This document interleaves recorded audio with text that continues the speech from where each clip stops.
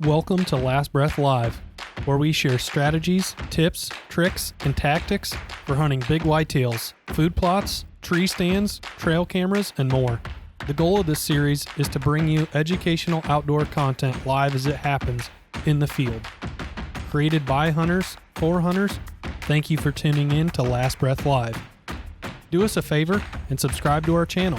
Turn on the bell notifications and drop us a comment in the section below. Good morning, it's June 30th and welcome to Last Breath Live. This is going to be a very rough cut, off the cuff, very easy to see and digest update of what we're doing weekly. So the whole concept of this is you hear about what we're doing on our podcast. You see at the backside when the episodes are all produced, the well-rounded version. Well, this is real time. Real deals, the good, the bad, the ugly, and everything in between.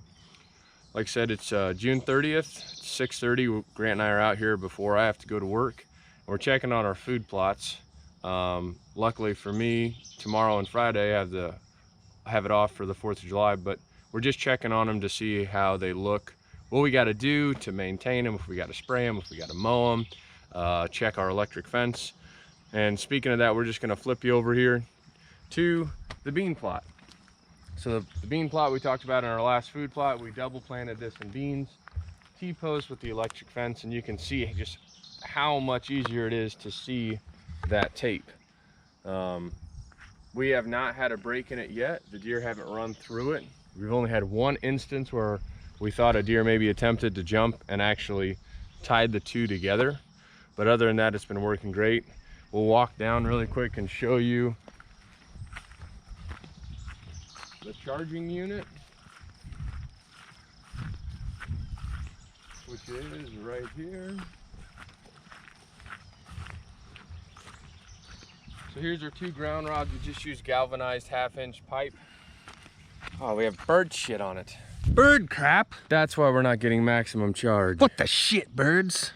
But anywho, bought this at the local farm and fleet store. It's 108 bucks. And it's worked great. We don't have a single deer track in there. We do have an exclusion cage down on the end, but I mean, our beans look phenomenal. Had we not done this in years past, I mean, it'd be mowed off to 2 inches tall.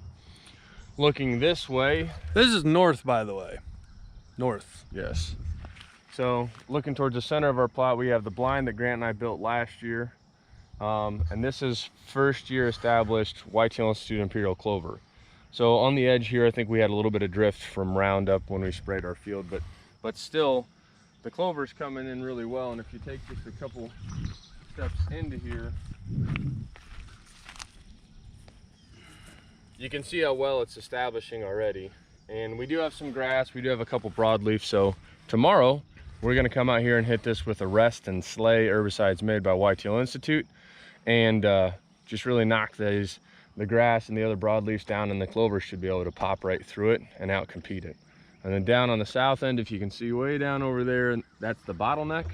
That's where we'll be putting in our beets and greens, tall tine tubers, that brassica and bulbs mix that we're gonna have for that fall plot, if you will. So in about 20 days, we'll plant that. We're gonna spray this tomorrow and just keep tabs on our beans.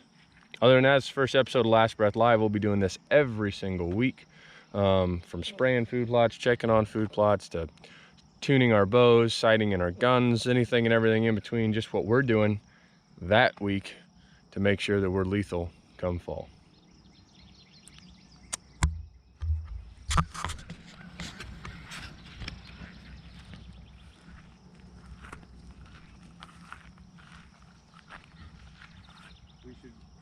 Should we spray this edge with, I mean, it's mostly grass. I feel like if we just take the wand and spray it with a Rest. Yeah, just right here. Yeah, that's a good tip for you guys. If you're gonna actually take the time to fence off your beans, this whole system, really, we have 2 acres here. This whole system, about 300 bucks. It's pretty worth it to have it where you need it to be in the fall. But if you have any like grass that's like growing, like this piece of grass right here, if it ends up touching the tape, it'll ground it out and it won't produce as good of a shock. So That's what Garrett was talking about. And you can see where we went by and just completely nuked this whole underside of that bottom wire, so that way our fence doesn't ground out before it gets a chance to do its job. So that's it. See you next week.